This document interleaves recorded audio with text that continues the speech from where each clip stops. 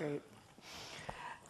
Jack, you had mentioned that, or just at the beginning, what Ajahn Chah said about, really, and of course what the Buddha said about teaching in the idiom of the people. And what have you both found the idiom of the people to be over these 40 years? And has what you've emphasized in the beginning, what have you emphasized and conversely de-emphasized as you've started to learn more about how to reach people here? I mean, that's a really, to me, a very big question, because we're still really in the middle of figuring it out. But one of the things, won't be our generation, it's really a long-term process. One of the things that I think characterizes our community and made it really interesting is the fact that we were able to bring over some of the greatest teachers from our tradition, from Thailand and Burma, Mahasi Sayadaw and Ajahn Chah and Manindraji and Mahagosananda and so forth. And then, for better and for worse, they went home, right?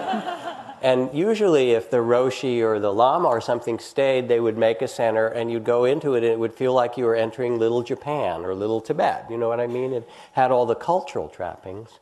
But they said, all right, looks like you're doing good enough anyway, good luck, we're going home, And as Sharon said, we did more or less all of this in the early years without adult supervision.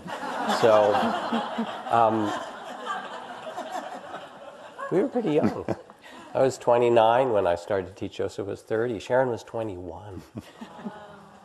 But with that, then we began to look and say, oh, people sit in chairs here. They could sit cross-legged, but they also could sit in chairs. We didn't need to have robes or need to have chanting or those kind of more cultural or religious, monastic, various sort of observances. They were beautiful, but they weren't necessary. And the kind of simplicity that you talked about, Joseph, of if you want to understand the mind, sit down and observe it, really became the core of what mattered.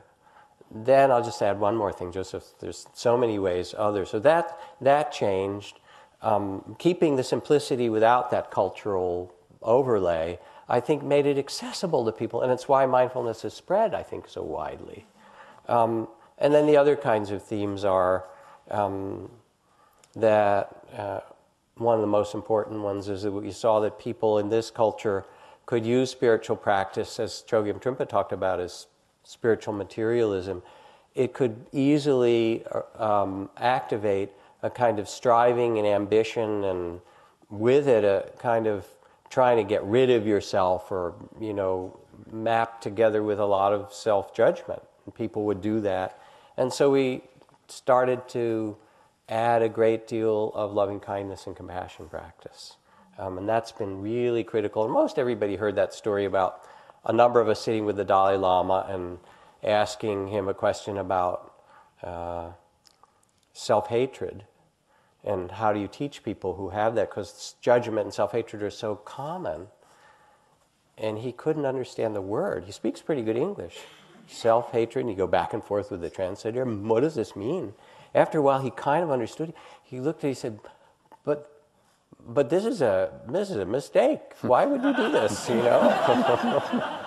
But it turns out that as people begin to sit, there's a layer of our self-judgment and self-criticism that needs to be addressed with compassion rather than with more striving, and that allows Dharma practice to deepen.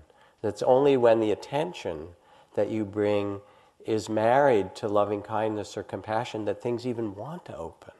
Otherwise, you're still kind of struggling or judging the way things are. And when there's both loving awareness, when the two are together, then a kind of freedom quite naturally starts to open. And I think the whole flavor of the way we've taught has included more and more metta and compassion.